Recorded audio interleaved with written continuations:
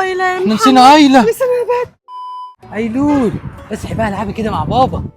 لا حول ولا قوة الا بالله، ولا اكني ماشية معاه. كده جبت لك اللي ناقصك، عايز اجيب لك ايه تاني؟ وبعدين انت من اول النهار الست ايلا الا ما عاد في رومانسية ولا في اي حاجة ليا كده. ده انت الخير والبركه. قولي لي يا ستي نفسك في ايه؟ عايز اكل.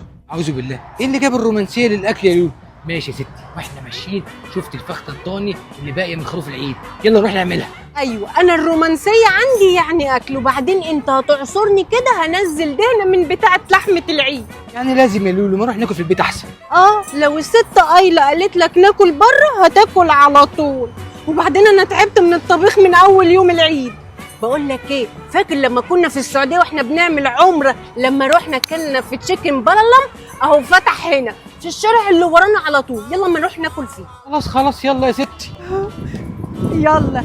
بيحبني اكتر منك برضه. وصلنا يا ايلول.